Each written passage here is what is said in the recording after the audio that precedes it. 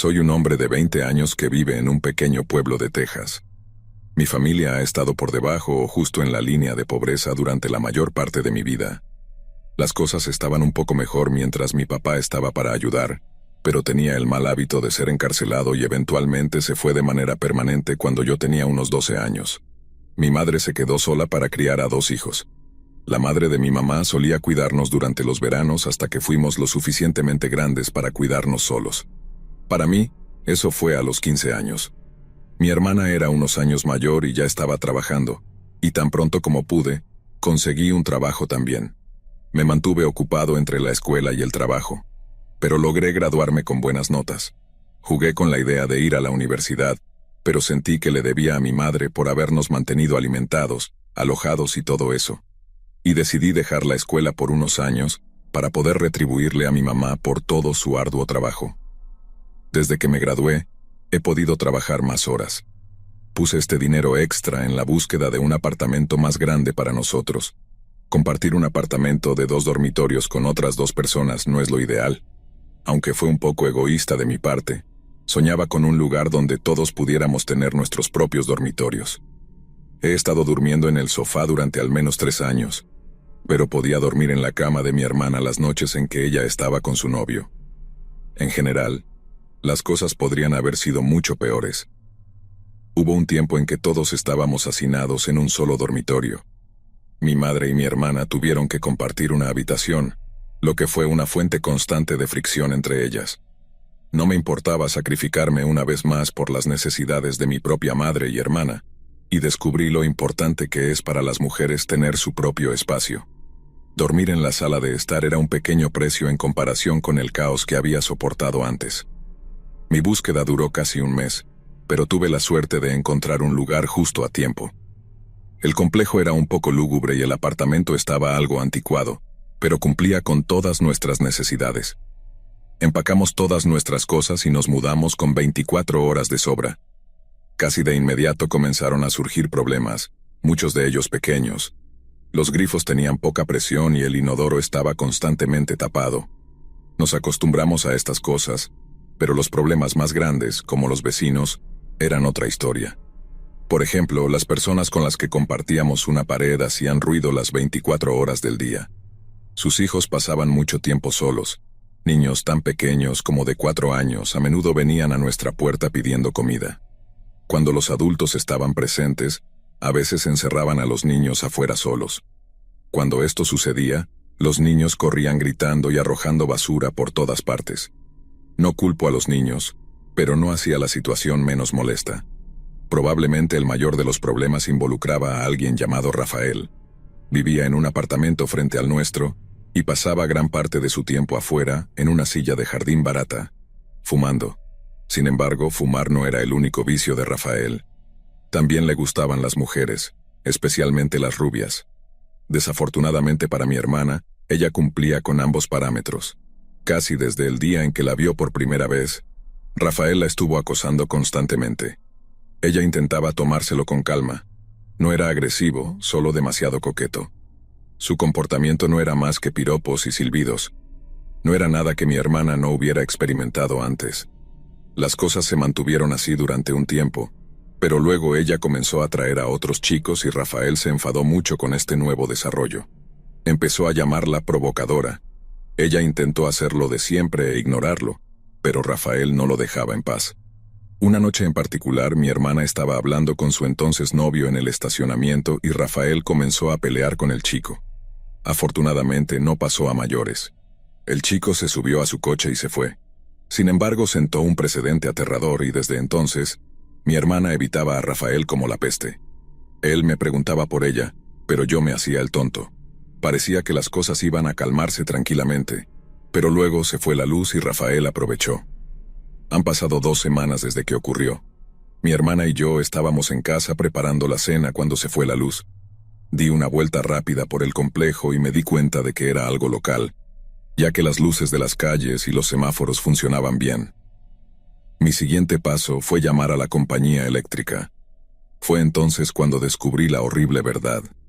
Después de casi 1 hora al teléfono, me dijeron que la empresa dueña del complejo no había pagado la factura en casi 4 meses. Todas las facturas se supone que debían estar cubiertas por ellos. Por lo tanto, no podíamos hacer nada al respecto. Llamé a mi mamá y le informé sobre el problema. Lo discutimos y decidimos ir a un motel por unos días hasta que se resolviera. Le avisé a mi hermana y comenzamos a empacar. Estábamos en el proceso de llevar nuestras maletas al coche cuando sucedió. Yo estaba adentro y mi hermana afuera. La escuché gritar pidiendo ayuda y supe que era mi hermana. Corrí afuera y vi a Rafael tratando de sujetarla. Estaba intentando ponerle cinta adhesiva en la boca mientras la controlaba al mismo tiempo. Mi hermana peleaba como una fiera, pero Rafael era demasiado fuerte para ella. Estaba tan ocupado luchando con ella que no me vio acercarme. Corrí y le di una patada en la cara con todas mis fuerzas. Fue lanzado hacia atrás y quedó en el suelo mientras mi hermana corría al coche. Estaba claramente inconsciente. Supongo que podría haber estado muerto, pero en ese momento no me importaba. Una vez que estuve seguro de que ya no era una amenaza, me subí al coche y fuimos directamente a la comisaría más cercana. Mi hermana todavía tenía cinta adhesiva en el pelo cuando nos acercamos al mostrador. Contamos nuestra historia y nos prometieron que lo investigarían. Los policías tomaron algunas fotos de los cortes y moretones de mi hermana. Nos sugirieron que fuéramos al hospital, pero no lo consideramos necesario. En su lugar, encontramos un motel y conseguimos unas habitaciones. Unas horas después recibimos una llamada de la policía para actualizarnos.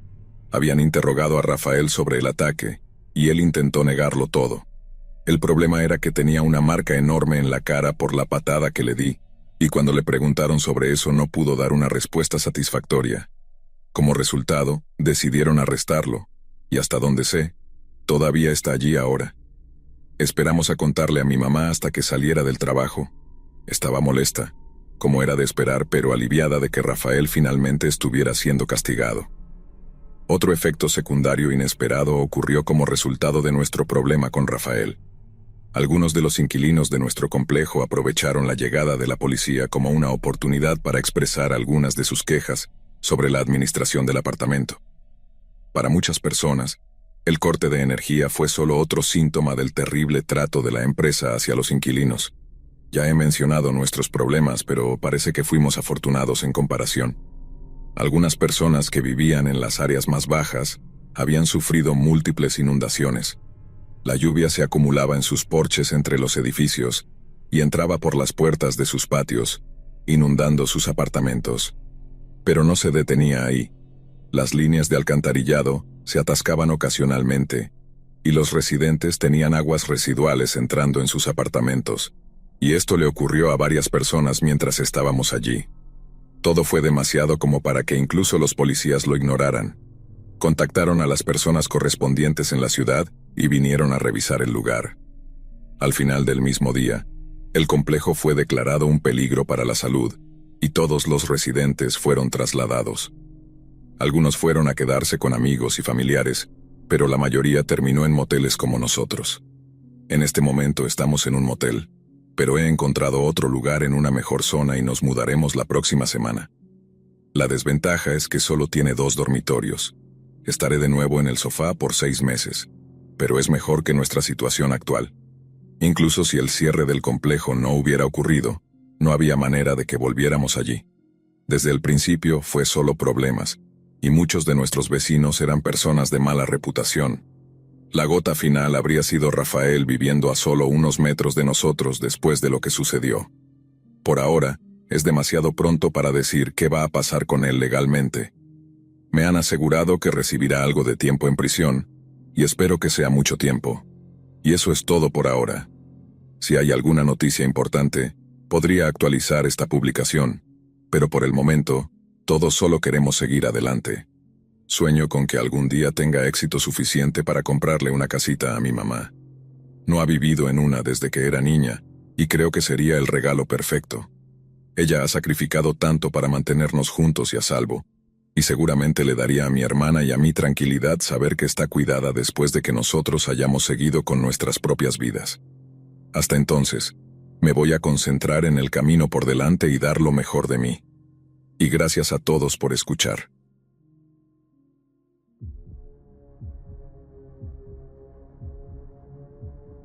Mi infancia fue larga y difícil. Ambos de mis padres fueron alcohólicos y drogadictos hasta bien entrados mis 30 años. Voy a ser vago sobre mi ciudad natal. El nombre no importa de todos modos, solo otro suburbio sin salida anidado en las afueras de un basurero mucho más grande, lleno de crímenes y días mejores ya pasados. Fui testigo de innumerables sobredosis y casos de violencia doméstica. Ninguno de mis padres fue capaz de mantener más que empleos de medio tiempo mal pagados, y aún así ninguno de ellos duraba mucho. Yo era poco más que una carga, a menudo pasando varios días sin comida sustancial. Regularmente me enviaban a la escuela con ropa sucia y raída. Como puedes imaginar, los otros niños me ridiculizaban sin piedad. Recuerdas al niño apestoso de tu escuela al que todos se reían, ¿verdad?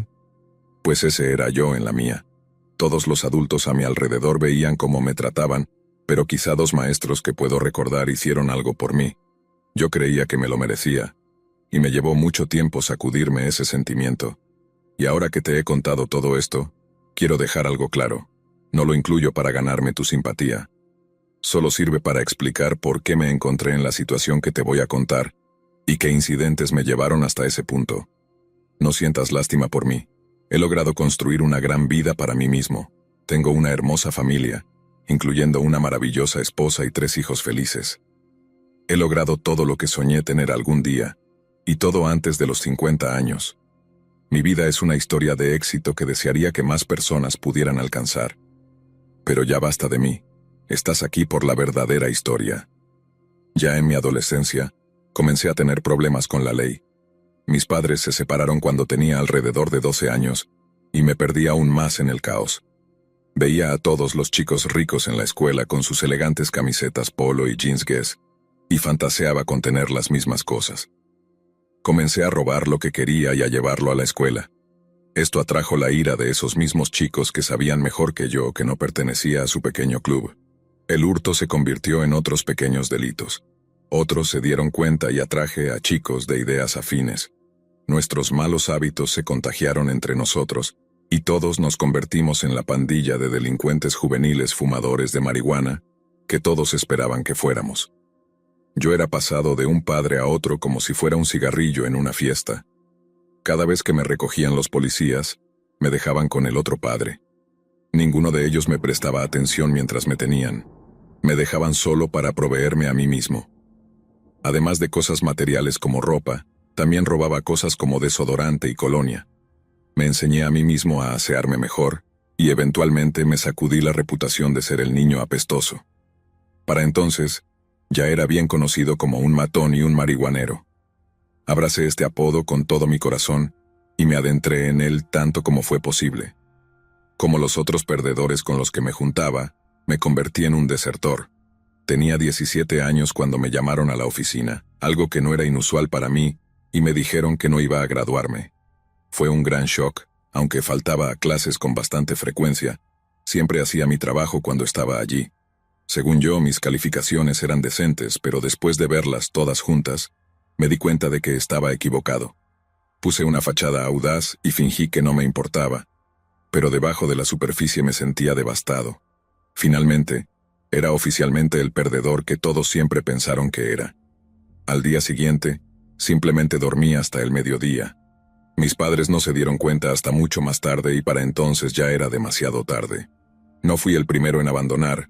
Después de todo, mi mamá había hecho lo mismo cuando se quedó embarazada de mí a los 16 años.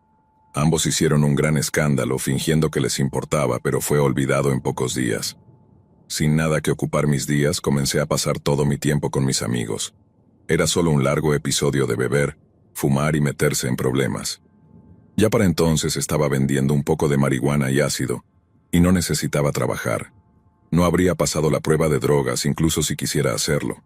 Estaba feliz de perder el tiempo en la gasolinera abandonada que habíamos convertido en nuestro pequeño refugio. El negocio siempre había estado en una mala ubicación, apartado en una especie de área industrial. Por otro lado, era perfecto para nosotros. Pudimos mantener allí algunos muebles que habíamos recuperado para descansar, y algunos de nosotros pasábamos la noche allí de vez en cuando. En los 5 años que pasamos allí, los policías nunca nos molestaron una sola vez. Para niños con vidas hogareñas destrozadas, era un paraíso en la tierra, un idílico refugio del caos del mundo exterior. Era uno de esos días perezosos en los que nos encontrábamos inquietos y aburridos. Se propusieron y discutieron varias ideas hasta que elegimos la mejor. Iba a ser una exploración de otro edificio cercano, el edificio de Semco. Alguna vez albergó 2 pisos de oficinas y fue la sede de Semco Shipping hasta 1988. La empresa quebró ese mismo año y el edificio fue abandonado. En ese momento, era propiedad de la ciudad y ocasionalmente albergaba un mercado de pulgas. El mercado de pulgas nunca llegó a nada, pero se decía que algunos vendedores aún almacenaban artículos en el edificio. Nuestros 2 objetivos eran robar cualquier cosa que consideráramos valiosa y explorar. Sería un territorio virgen. Ese día éramos 3. Cargamos algunas linternas y refrescos en una mochila y salimos. Si lográramos un gran botín, la corta distancia entre los edificios no haría que transportar nuestro hallazgo fuera una molestia. Pero primero teníamos que entrar. Tuvimos suerte, encontramos una ventana desbloqueada y entramos. Sugerí que nos mantuviéramos juntos. Revisamos puerta tras puerta hasta que llegamos al área del mercado de pulgas. Las historias resultaron ser mentiras. Lo único que quedaba eran algunas mesas plegables a lo largo de las paredes y un refrigerador. Revisé el refrigerador con la vana esperanza de que alguien hubiera dejado una cerveza o algo, pero todo lo que encontré fue un galón de leche muy caducado del año anterior. No me atreví a abrirlo, pero algo me llamó la atención: el refrigerador seguía funcionando. Por favor, guárdate las bromas. Si era así, la electricidad debía estar encendida. Le dije a uno de los chicos que encendiera el interruptor en la pared y las luces se encendieron. Esto haría que nuestra búsqueda fuera más segura y mucho más fácil, seguro. Desde el área del mercado fuimos de oficina en oficina. La mayoría, si no todas, estaban vacías, salvo por un escritorio o una mesa. Las salas de conferencias estaban igual. Tomamos las escaleras hasta el 2.º piso. Sin gente en el edificio, una sensación de inquietud flotaba en el aire. El zumbido de los tubos fluorescentes era casi ensordecedor. Al salir al 2.º piso, la sensación cambió a una de temor. No estaba seguro de por qué, pero algo dentro de mí me urgía a irme. No veía ninguna razón para hacerlo, por lo que ignoré mi instinto y seguí adelante. El estado general del piso superior era mucho más deteriorado que el del primero. Los últimos residentes del edificio parecían haber estado usando el espacio para almacenamiento. Las primeras 2 habitaciones que encontramos eran grandes salas de conferencias llenas de sillas y mesas plegables. La más grande de las 2 también albergaba varias computadoras viejas y amarillentas. Incluso en 1993, cuando esto ocurrió, estaban claramente obsoletas. Me quedé atrás y revisé las habitaciones en busca de algo de valor, mientras los otros 2 siguieron adelante. Estaba volteando mesas cuando escuché mi nombre. Caminé por el pasillo unas cuantas oficinas hasta que vi a mis 2 amigos mirando hacia algo. Entré a la oficina y uno de ellos señaló hacia el suelo. Había un saco de dormir y algunas mantas desgastadas. No pensé mucho en ello. ¿Y qué? Un vagabundo ha estado durmiendo aquí. Eso no es nada raro. Me sorprende que no hayamos encontrado más cosas así. Por lo que sabemos, este es el Hilton para los vagabundos. Mi amigo resopló y me dijo que mirara de nuevo. Esta vez noté una camiseta rota y un sujetador a unos metros de distancia. Y había un par de jeans que parecían pertenecer a una chica pequeña. Nada de esto era extraño, sin embargo, las manchas de color óxido en la entrepierna y las piernas sí lo eran. Solo podía suponer que eran sangre. Estábamos especulando sobre las posibles causas cuando el edificio quedó completamente a oscuras. Me quité la mochila y busqué mi linterna hasta que la encontré. La encendí y escaneé la habitación, y los demás hicieron lo mismo. Supuse que había sido un interruptor o fusible. Cualquiera de las 2 cosas era probable, y los otros 2 coincidieron, aunque mencionaron lo extraño del momento. Mi risa no fue bien recibida, y alguien sugirió que intentáramos encontrar la caja de fusibles. Acabábamos de salir al pasillo cuando comenzaron los gritos. Parecía venir de unas oficinas más adelante. Nos miramos con los ojos como platos, sorprendidos por el ruido. Pasaron unos segundos y los gritos comenzaron de nuevo. Pero esta vez la persona gritaba, «¡Ayúdame!». Obviamente era una mujer, y sonaba aterrorizada y desesperada. Siendo el niño estúpido que era, entré en pánico y corrí, mis compañeros siguiéndome de cerca. Los gritos continuaron todo el camino hasta la salida, casi burlándose de nosotros. Bajamos las escaleras y salimos por donde habíamos entrado en menos de 1 minuto. Afuera, una sensación de alivio se apoderó de mí, como si acabara de despertar de una terrible pesadilla. Regresamos a la gasolinera y discutimos lo que acababa de pasar. Alguien sugirió llamar a la policía, pero uno de los chicos recordó a los demás que estábamos drogados, y conociendo a los policías tan bien como los conocíamos, era más probable que nos encerraran que lo investigaran. También estaba la posibilidad de que nos culparan si encontraban algo. Simplemente no valía la pena en ese momento, así que hicimos un pacto de no hablar de ello nunca más. Que yo sepa, esta es la primera vez que alguien, además de mi esposa, escucha esta historia. Pasaron meses y luego se convirtieron en años. Uno de los chicos pasó a cometer crímenes más grandes y, finalmente, fue condenado a cadena perpetua por matar a una pareja durante un robo en casa. El otro se mudó a Chicago a los 20 años. No tengo idea de qué fue de él. En cuanto a mí, finalmente enderecé mi vida. Dejé de beber y drogarme a los 22 años. Obtuve mi GED más o menos al mismo tiempo, y luego asistí a la universidad en Florida. Mi interés por lo desconocido me llevó a convertirme en arqueólogo, aunque no lo creas. Y ahora trabajo para el Estado. Cada vez que se encuentra un hueso o artefacto en un sitio de construcción, soy una de las personas que va a revisarlo. Como mencioné antes, mi vida ha resultado bastante bien, y no tengo arrepentimientos, pero huir ese día me ha atormentado desde entonces. No puedo estar seguro de si alguien no intentaba asustarnos, pero al menos en mi mente drogada parecía real. Unos años después, el edificio fue demolido y hubo rumores de que se encontró un cráneo, pero podrían ser solo eso. Rumores. Es imposible saberlo a menos que empiece a hacer preguntas, y lo he pensado, pero después de todo este tiempo, probablemente sea mejor que las cosas permanezcan enterradas.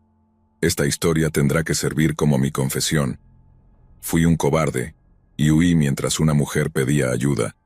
Ese es un hecho, pero espero que ahora que la verdad está al descubierto, los pecados de mi pasado no me sigan hasta la tumba.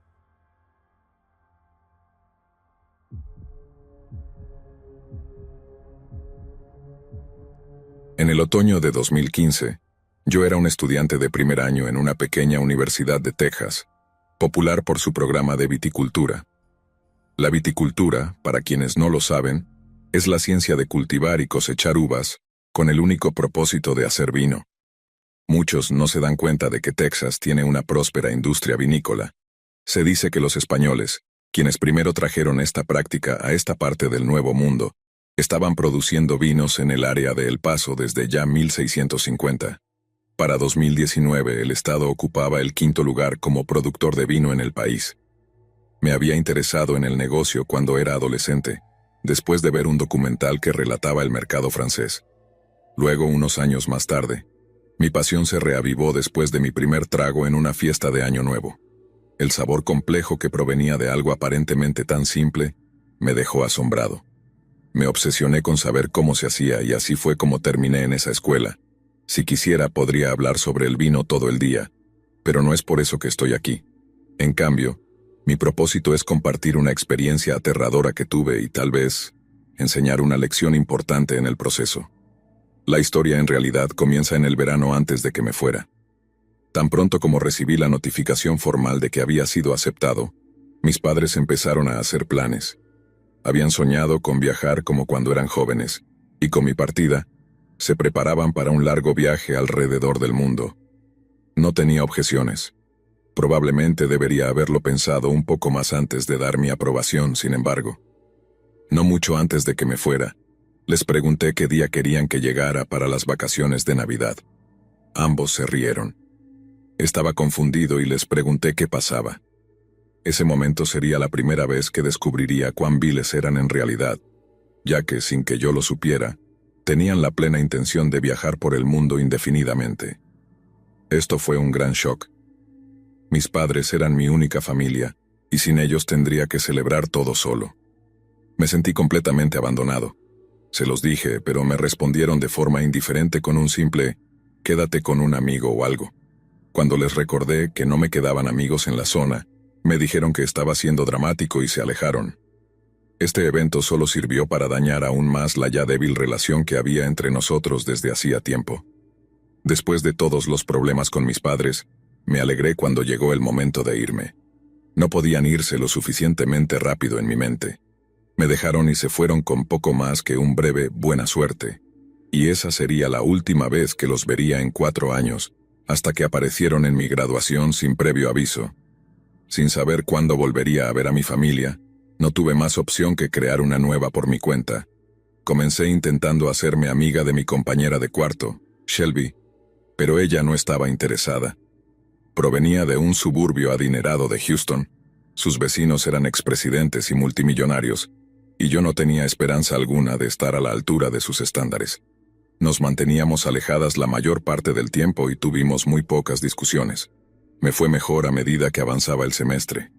Las clases me mantenían ocupada, y los pocos amigos que había hecho me trataban con amabilidad.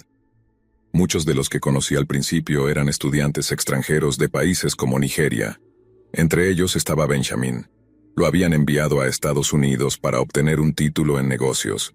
Era muy inteligente y amable, aunque la mayoría de los otros nigerianos no lo querían, y pronto descubrí por qué. En ocasiones, cuando estaba hablando con otras personas, él se quedaba al otro lado de la habitación y simplemente me miraba con frialdad. Su expresión me ponía la piel de gallina, y comencé a sentir su mirada helada en todas partes a donde iba, incluso cuando no lo veía. Simplemente sabía que estaba allí. Luego, si pasaba cerca, me saludaba y entablaba una conversación amigable y normal. Mantuve una relación cordial con él, aunque a menudo me sentía incómoda en su presencia. Llegaron las vacaciones de Navidad y me encontré sola en los dormitorios, junto con muchos de los otros estudiantes extranjeros.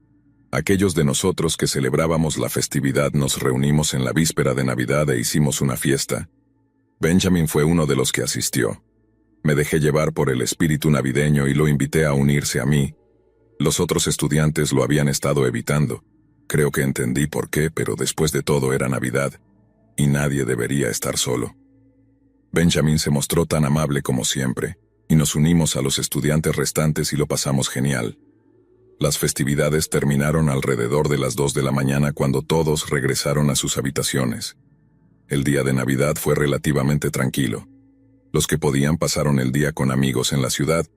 Yo me acurruqué con un libro y vi algunas películas. Esa noche las temperaturas cayeron por debajo de los 0 grados. Según la radio, muchas ciudades en el norte del estado estaban sin electricidad.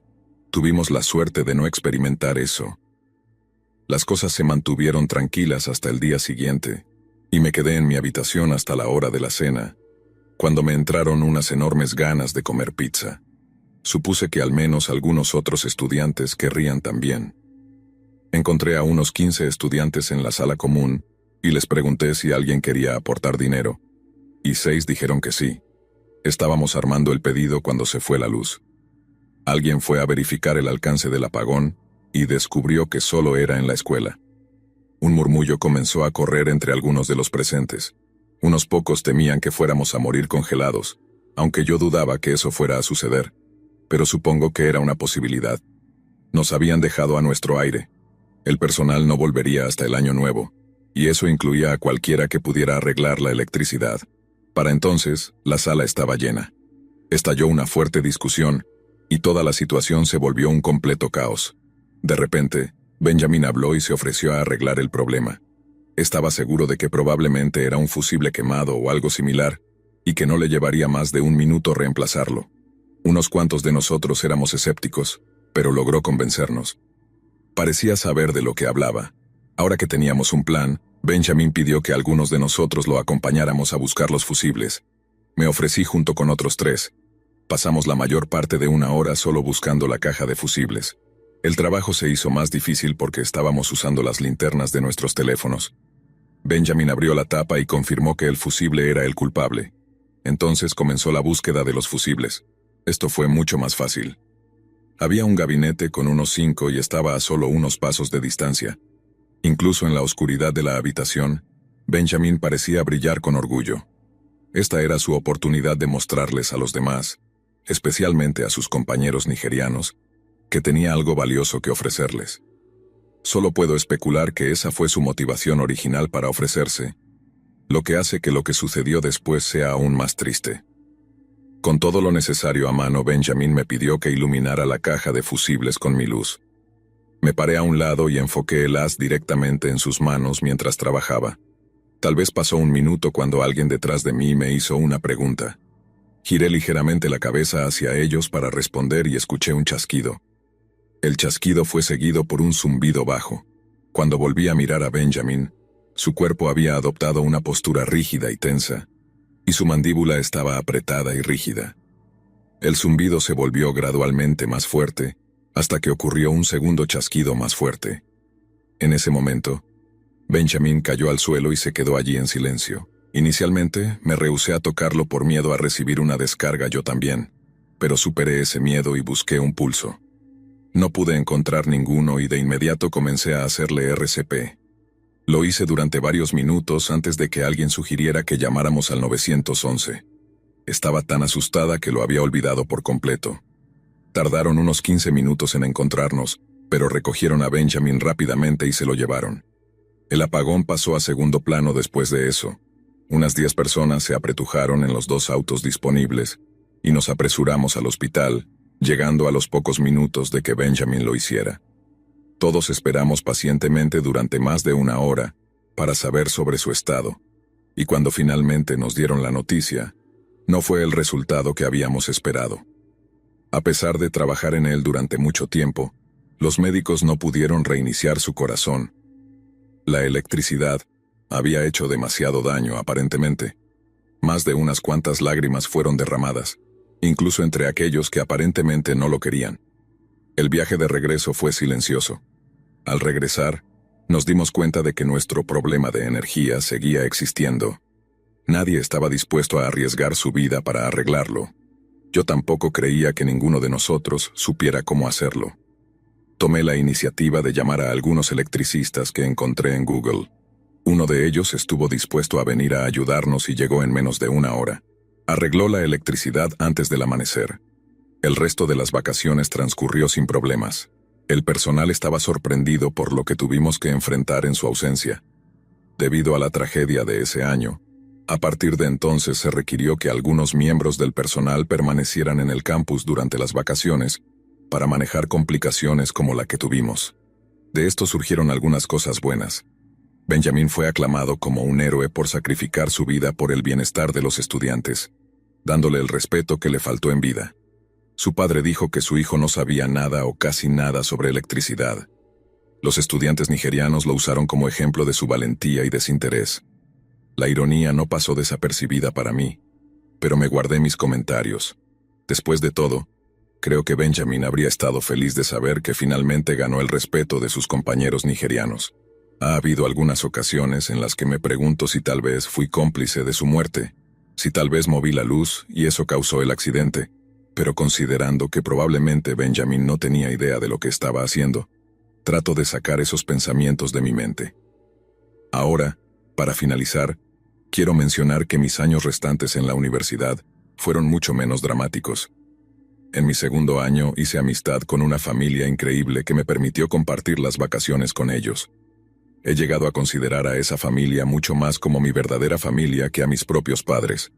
Me gradué en 2019 y estaba lista para comenzar a trabajar en una pequeña bodega de Texas hasta que llegó la pandemia.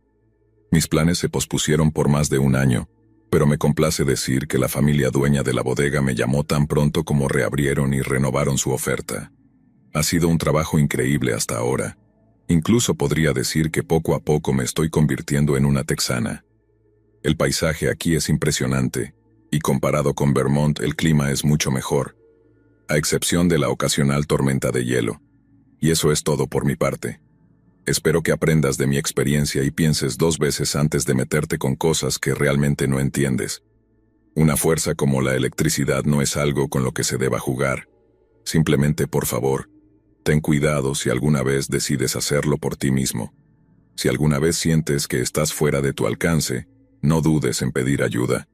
No pasa un día sin que desee que la versión de 19 años de mí misma hubiera hecho exactamente eso.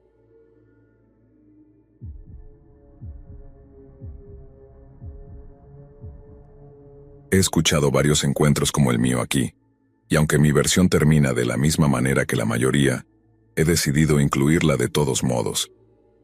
No creo que mi historia sea más especial o importante que otras. Simplemente quiero que la gente vea cuán comunes son los incidentes de este tipo. La mayoría de las personas con las que hablo no parecen entender lo fácil que es convertirse en víctima de un crimen. Mi esperanza es que, si mi historia se suma a las muchas otras en Internet, tal vez solo unos pocos comprendan la seriedad del problema del crimen en Estados Unidos y se preparen. Para proporcionar un poco de contexto, tenía 15 años cuando esto ocurrió, y hoy tengo 24. En ese entonces, mis padres eran muy reacios a permitirme las libertades que otros niños de mi edad ya tenían. Otros chicos ya tenían teléfonos y asistían a conciertos desde los 13 años. Yo llevaba tiempo molestándolos para que me dejaran quedarme en casa solo. La mayoría de mis niñeras no eran mucho mayores que yo, y era embarazoso e innecesario.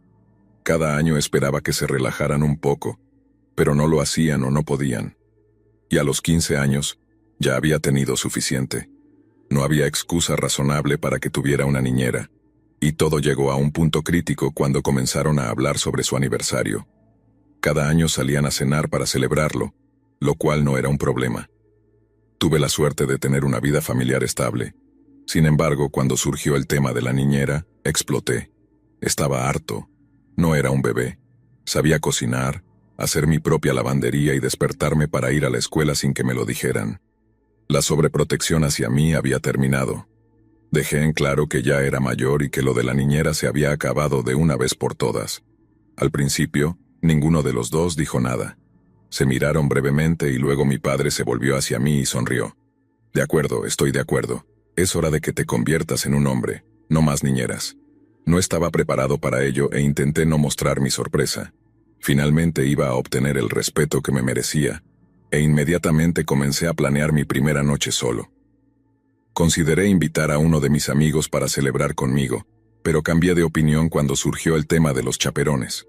Parecía que las cosas no iban a ser como esperaba, pero no iba a dejar que un pequeño contratiempo arruinara mi victoria. Todo iba genial hasta que las noticias empezaron a alarmar a la gente sobre una tormenta inesperada. Mis padres discutieron cancelar su cena. Parecía que todo el universo estaba conspirando contra mí. Hice todo lo posible por convencerlos de no cancelar, pero seguía sin estar claro qué iban a hacer hasta el mismo día de su aniversario. Esa mañana, el meteorólogo dijo que la tormenta no sería tan mala como habían pensado. Este fue el respiro de último minuto por el que había estado rezando. La cita para la cena volvió a estar en pie, y estaba a punto de tener toda la noche para mí. Esa tarde parecía alargarse eternamente. Me senté en mi habitación jugando videojuegos e impacientemente revisaba el reloj cada pocos minutos. Solo pude calmarme cuando cayó el sol. Solo faltaban unas pocas horas más. Justo antes de las 7 de la tarde llegó el momento. Observé con una mezcla de alivio y emoción cómo se alejaban en el auto hacia la noche. Corrí de vuelta a mi habitación y me dejé caer frente a la televisión. Dejé la puerta abierta de par en par, probablemente por primera vez en más de 10 años. A mi alrededor tenía todos mis bocadillos favoritos y una botella de 3 litros de Mountain Dew. Dejé mis auriculares a un lado y subí el volumen de la televisión. Era el sueño de todo joven. No era realmente diferente de mi vida regular, pero al menos ahora estaba seguro de que no habría nadie que se quejara del ruido o de mi lenguaje grosero. Despausé mi juego y me dejé llevar. La lluvia ya había empezado a caer más fuerte antes de que mis padres se fueran, pero a medida que avanzaba la noche, empeoraba. Lo noté de fondo, pero me estaba divirtiendo demasiado como para que me importara. Estaba cerca de terminar el juego, creo que era Assassin's Creed, o algo así, cuando de repente todo se quedó en negro. Ya me había pasado algo así antes, pero nunca duraba más de un minuto. Esperé, pero la luz no volvía. Tanteé en la oscuridad hasta encontrar mi iPhone y usé la linterna para ver a mi alrededor. Brevemente pensé en llamar a mis padres, pero decidí dejarlo como último recurso. La luz probablemente volvería pronto de todos modos. Mientras esperaba miré hacia la lluvia. Caía como una cascada. Supongo que me perdí en su belleza, pero un repentino golpe en la puerta principal me sacó de mi trance. Miré para ver si eran mis padres. Había una pequeña posibilidad de que uno de ellos no tuviera sus llaves en ese momento, y no pudiera entrar, ya que había cerrado la puerta con llave.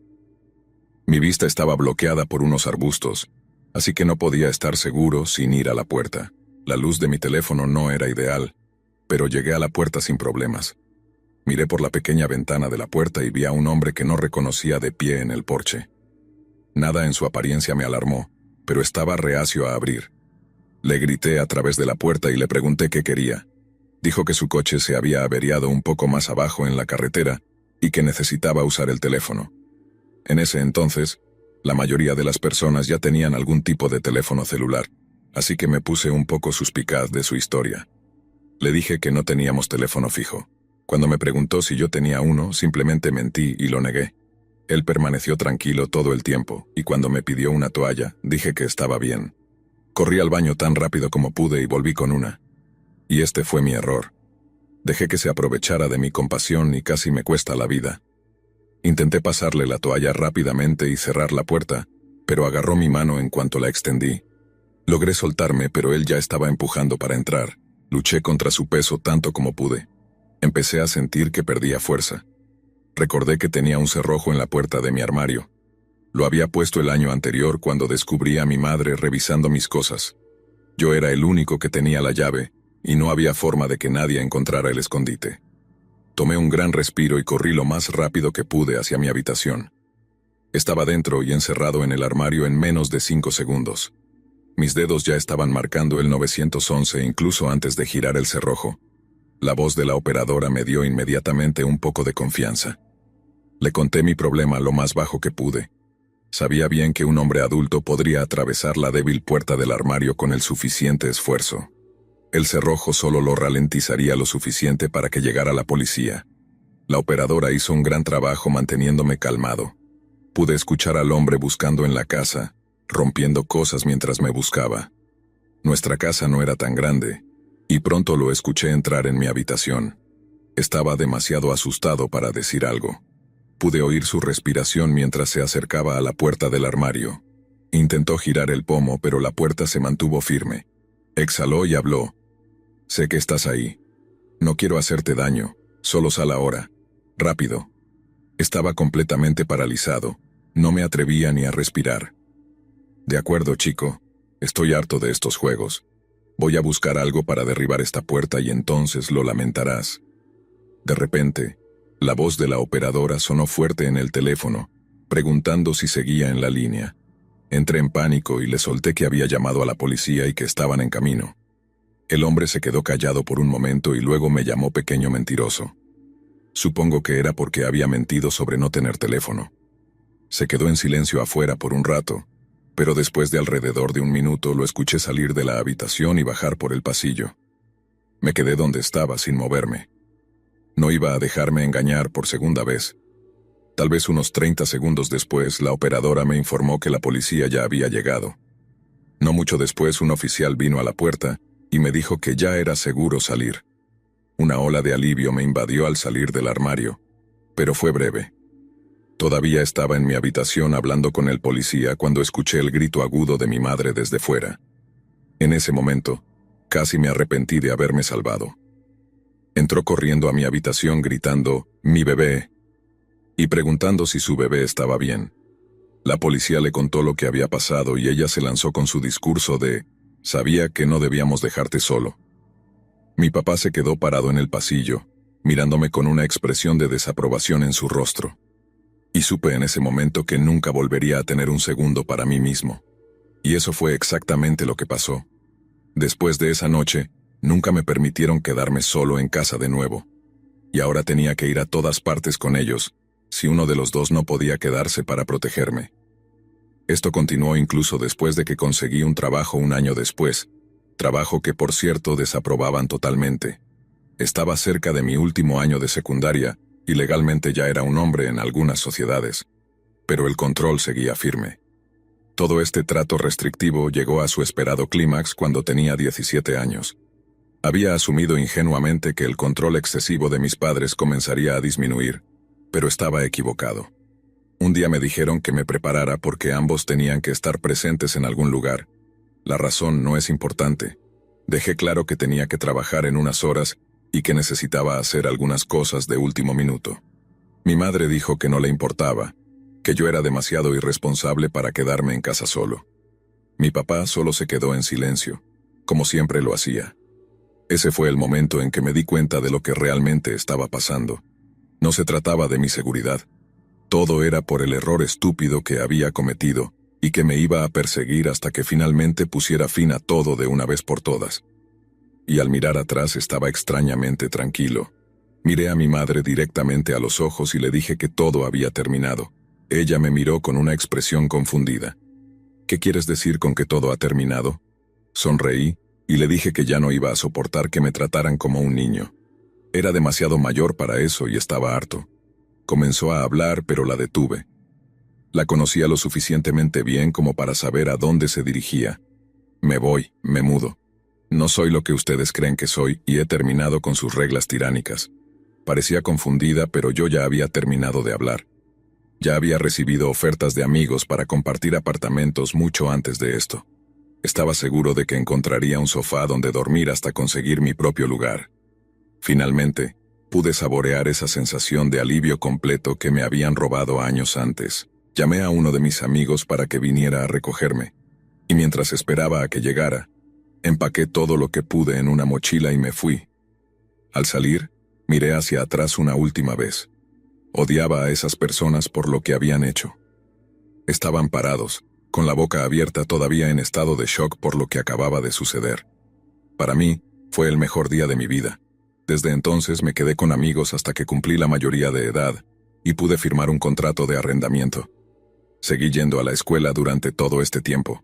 Me gradué y luego fui a la universidad, donde obtuve un título en educación secundaria. Aunque ya no odio a mis padres como antes, no extraño ni un poco sus reglas condescendientes y sobreprotectoras. A pesar de todo el asunto familiar, espero haber dejado mi punto claro.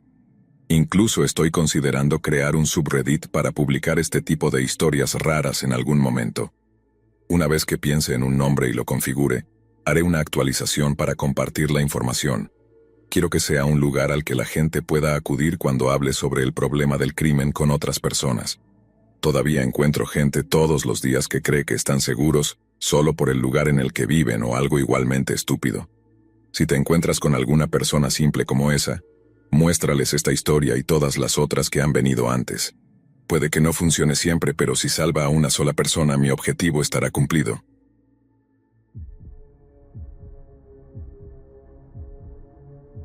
Las raíces de mis problemas se remontan a finales de 2019. Acababa de comprar una casa para reformar en un vecindario deteriorado. Esta ha sido mi única fuente de ingresos durante más de 20 años. Soy un revendedor. Voy a subastas y conduzco por áreas en busca de edificios para comprar, reformar y luego vender, esperando salir del proceso con una ganancia. A finales de diciembre, hice una oferta por una casa unifamiliar de 2 habitaciones que se veía bastante bien en una subasta. Terminé ganándola y esperaba con ansias comenzar la reforma tan pronto como terminara y vendiera mi proyecto actual. Apenas logré terminar ese lugar y cerrar la venta cuando el COVID-19 asomó su fea cabeza. A pesar de toda la incertidumbre, decidí comenzar a planificar y comprar suministros para la nueva propiedad. Después de obtener una imagen completa de la vivienda, me di cuenta de que el proyecto iba a ser más caro de lo que había pensado inicialmente. El último inquilino prácticamente había desmantelado el interior, y todas las ventanas y puertas estaban rotas o no funcionaban. Incluso antes de los eventos de los siguientes 2 años, hice una regla estricta de no volver a comprar propiedades en vecindarios de bajos ingresos nunca más. Debido a esto, cualquiera con un poco de sentido común sabe lo que sucedió en 2020 y 2021. Incluso después del fin de los confinamientos, muchos seguían teniendo miedo y, por mi parte, me mantuve cerca de casa con la esperanza de evitar enfermarme. 1 o 2 veces pasé por la casa para echar un vistazo. Vi señales de ocupantes ilegales ambas veces, pero no pude hacer mucho al respecto. Mi área finalmente terminó todas las restricciones en la primavera de 2021. Tomé esto como una señal para terminar mis preparativos y trabajar en la casa de una vez por todas. En mi primer día en el lugar, llegó el contenedor de basura para la demolición y reemplacé todos los vidrios rotos de las ventanas. Las siguientes semanas se dedicaron a terminar de desmantelar el interior que los ocupantes anteriores habían comenzado con tanto entusiasmo. Como suele suceder en los oficios de la construcción, el proceso tomó el doble de tiempo de lo esperado. Finalmente, terminaron el trabajo, y en ese momento los encargados del drywall y los electricistas comenzaron a llevar sus suministros. Fue cuando decidí reemplazar las cerraduras y manijas rotas de las puertas. No tenía idea de quién podría tener llaves de las cerraduras que aún funcionaban. Además, era posible que algunas herramientas valiosas quedaran en la casa por conveniencia. 2 días después, hablé con un vecino que había sido víctima de un allanamiento de morada. Los agresores habían roto su puerta de entrada de madera de una sola patada. Después de esa conversación, decidí mejorar todas las puertas exteriores por puertas de acero. Me tomó una semana extra, pero no me habría sentido bien sabiendo que dejaba a los próximos dueños en una situación de vida insegura. La necesidad de mejores puertas no fue lo único que obtuve de esa conversación. Siempre había sospechado que la zona podría estar plagada de delincuencia, pero ese incidente lo confirmó en mi mente. Aunque no elegiría vivir en ese vecindario, soy muy consciente de que no todos tienen tantas opciones como yo. Sin importar los ingresos o la clase de una persona, creo que todos tienen derecho a sentirse seguros en su propio hogar. Es algo obvio, en mi opinión. Comencé a buscar las mejores manijas y cerraduras que pudiera permitirme. Contacté a un contratista amigo mío, y me ofreció un buen precio en algunas cerraduras europeas increíbles. Cuando llegaron, comencé a instalarlas en las puertas. Sin embargo, al llegar a la puerta trasera, noté que no tenía las llaves correctas para esa cerradura en particular. Llamé a ese mismo contratista y me prometió enviarme un nuevo cerrojo por mensajería al día siguiente, pero no fue por eso que decidí pasar la noche en la casa. Noté un gran problema con el drywall, y el jefe del equipo del drywall debía presentarse temprano a la mañana siguiente para discutirlo. Puse un saco de dormir y una manta de lana en el suelo del dormitorio principal, y preparé mi lámpara de aceite por si necesitaba luz. Podía dormir a través de cualquier cosa, así que estaba seguro de que la noche sería tranquila y sin incidentes. No podía haber dormido mucho cuando escuché un golpeteo proveniente de la cocina. Me senté y escuché de nuevo. Apenas unos segundos después se repitió. Busqué mis jeans y me los puse. Me levanté y caminé con cuidado hacia la cocina. A medida que me acercaba, pude escuchar 2 voces susurrando afuera en la cocina. Las voces se hicieron más claras. Una pertenecía a un hombre y la otra casi con seguridad a una mujer, aunque no podía estar seguro. Una luz iluminaba a 2 figuras paradas en la puerta. Estaban mirando el picaporte y parecía que intentaban forzar la entrada. Estaba a solo unos pasos de la puerta cuando ésta se abrió de golpe, y las 2 figuras entraron corriendo. Se toparon conmigo, y la expresión de sorpresa en sus rostros no tenía precio. Le tomó un momento al hombre procesar lo que estaba ocurriendo. Empecé a reír y estaba a punto de decir algo cuando se abalanzó sobre mí. En el proceso, dejó caer la linterna al suelo y se apagó. Ahora estábamos luchando en completa oscuridad. Estaba defendiéndome bien, pero la posibilidad de que la mujer se uniera en mi contra me tenía muy preocupado.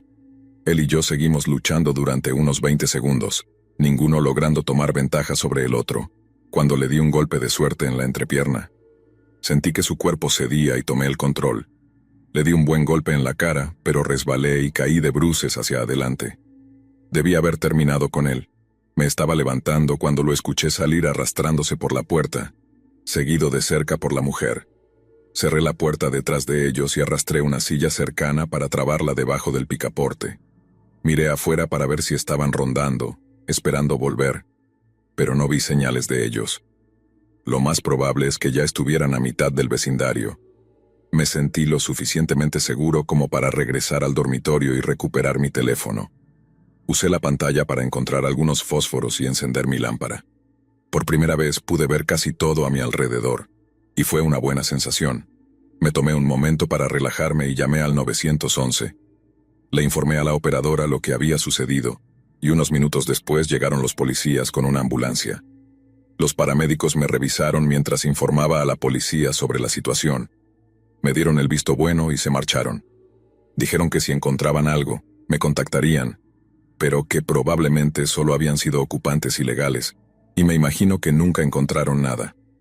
A pesar de estar un poco alterado, pude dormir unas horas antes de que llegara el tipo del drywall.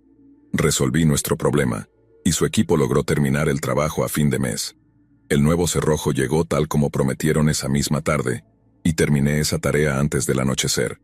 Después de otros 2 o 3 meses, la reforma estaba terminada, y la casa se vendió unas semanas más tarde. Como dije, mis días de revender en vecindarios peligrosos han terminado. Desearía que las personas menos afortunadas tuvieran mejores opciones, pero solo soy un hombre. Hice todo lo que se me ocurrió y ahora está fuera de mis manos. Lo único que puedo hacer es desearles buena suerte.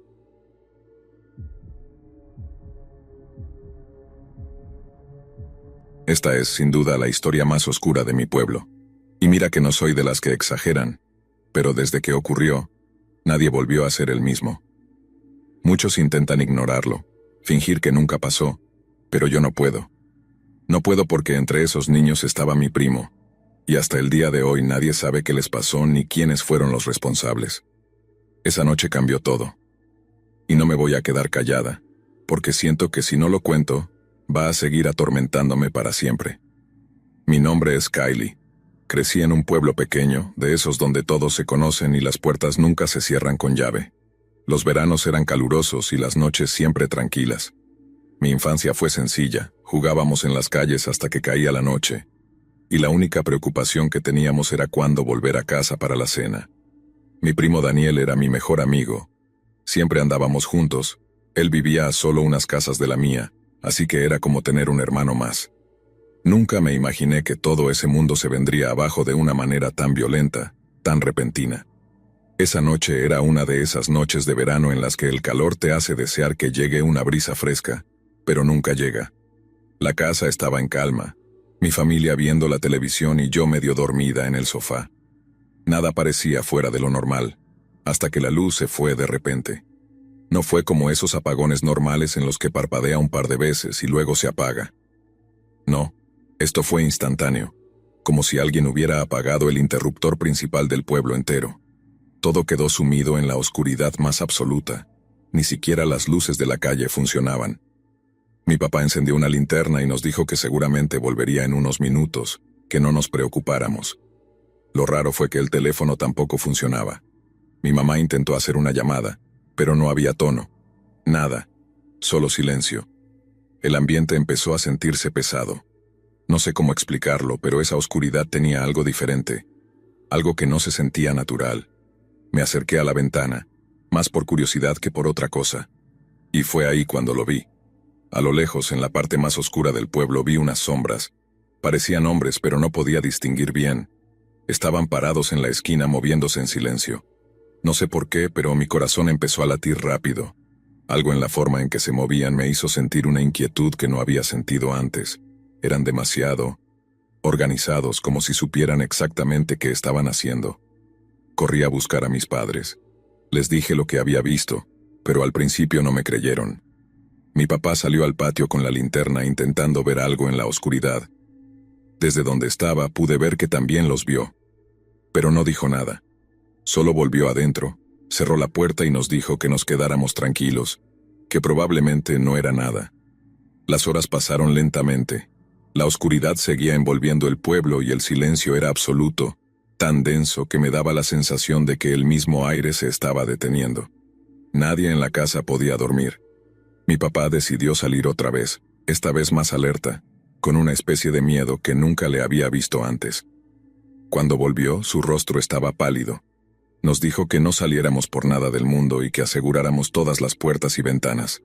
Nadie le preguntó por qué, pero sabíamos que algo no estaba bien. Yo estaba en la sala con mis hermanos, cuando escuchamos los primeros gritos. Al principio eran lejanos, débiles, como si fueran susurros en el viento. Pensé que estaba imaginándolo, que era el sonido de algún animal. Pero pronto se hicieron más fuertes, más claros. Eran gritos de niños, de chicos que yo conocía, que vivían en el mismo barrio que yo. Mi corazón se aceleró y corrí hacia la puerta, pero mi papá ya la había asegurado con todo lo que encontró a su alrededor. «¿Qué está pasando, papá?», le pregunté con un nudo en la garganta. Pero él no me respondió. Solo seguía bloqueando la entrada, respirando agitadamente. Mi mamá lloraba en silencio, tratando de consolar a mis hermanos más pequeños, que no entendían lo que estaba pasando. Los gritos se hicieron más intensos, más cercanos. Uno de ellos me heló la sangre. Era la voz de Daniel, mi primo. Lo reconocí al instante. Estaba gritando pidiendo ayuda. No pude contenerme. Intenté abrir la puerta con todas mis fuerzas, pero mi papá me detuvo. «No puedes salir», me dijo sin mirarme a los ojos. «No podemos hacer nada». Mi mundo se vino abajo en ese momento. Escuchar a mi primo, mi mejor amigo, gritar por su vida y no poder hacer nada para ayudarlo fue lo más desgarrador que he vivido. Sentí como si me arrancaran algo del pecho, y las lágrimas comenzaron a caer sin control. El sonido de los gritos fue reemplazado por un ruido que jamás había escuchado antes. Era un estruendo, como si algo grande hubiera sido derribado, como una puerta o una pared. Los hombres que vi antes ahora estaban moviéndose por las calles. Lo sabía, lo sentía en mis huesos. Cada paso que daban, cada golpe que resonaba en la distancia aumentaba mi miedo. Miré a mi papá, esperando que dijera algo, que me diera una explicación, pero él solo me miró con los ojos llenos de una desesperación que nunca le había visto antes. Sabía que estaba igual de perdido que yo, igual de asustado. El ruido afuera no cesaba. Escuchábamos las puertas de las casas cercanas siendo forzadas, niños gritando y hombres murmurando entre ellos, aunque no podíamos entender qué decían. Era como una cacería y nosotros éramos las presas, esperando nuestro turno. Los minutos parecían horas. Mi mente no dejaba de pensar en Daniel. Imaginaba lo que esos hombres le estaban haciendo. ¿Lo habían atrapado? ¿Lo estaban lastimando? Intenté apartar esos pensamientos, pero era imposible. Después de lo que parecieron horas, el ruido se detuvo de golpe. El silencio que siguió fue incluso más aterrador que los gritos. Nadie en la casa se movía. Podía escuchar los latidos de mi corazón retumbando en mis oídos. Esperábamos algo. No sabíamos qué, pero sabíamos que aún no había terminado. Pasaron quizás 10 minutos antes de que escucháramos pasos justo frente a nuestra puerta. No eran pasos apresurados ni ruidosos. Eran lentos, deliberados, como si alguien estuviera inspeccionando cada casa, decidiendo cuál sería la siguiente. Mi papá nos hizo una señal para que nos quedáramos en silencio, y así lo hicimos, aunque por dentro todo en mí gritaba. El sonido de las pisadas llegó hasta nuestra puerta. Todos conteníamos la respiración. El silencio era insoportable. Sentí que en cualquier momento alguien podría abrir la puerta y arrastrarnos a todos hacia esa oscuridad de la que nunca regresaríamos. Pero no pasó nada. El hombre en la puerta, quienquiera que fuera, no intentó entrar. Después de unos segundos que parecieron una eternidad, lo escuchamos alejarse, caminando hacia la siguiente casa. Pero el miedo no desapareció. Sabíamos que había algo mucho más grande detrás de todo eso. Al día siguiente, cuando finalmente amaneció, mi papá salió de la casa a revisar. Yo lo seguí, a pesar de que me había dicho que no lo hiciera. Lo que vi fue algo que jamás podré borrar de mi mente. Las calles estaban vacías, pero había señales de que algo terrible había ocurrido. Puertas forzadas, ventanas rotas, y los niños se habían ido. Entre ellos, Daniel. Mis tíos estaban en la calle, destrozados, buscando a su hijo como si él simplemente hubiera salido a jugar y en cualquier momento regresaría. Pero yo sabía que no lo haría. Nadie de los que se llevaron esa noche lo haría. La policía llegó después. Hicieron preguntas, investigaron, pero nunca encontraron a nadie. Los hombres que vi en la oscuridad se habían esfumado, como si nunca hubieran estado ahí. No había pistas, no había rastro de los niños. Era como si la tierra se los hubiera tragado. Desde esa noche el pueblo nunca volvió a ser el mismo. Las risas de los niños desaparecieron, y lo único que quedó fue el silencio. Nadie habla de lo que pasó, pero yo no puedo olvidar. No puedo olvidar los gritos, no puedo olvidar el miedo. Y no puedo olvidar que mi primo nunca volvió. Hasta el día de hoy no sé qué les pasó a los niños ni quiénes fueron esos hombres. Y ese es el verdadero terror.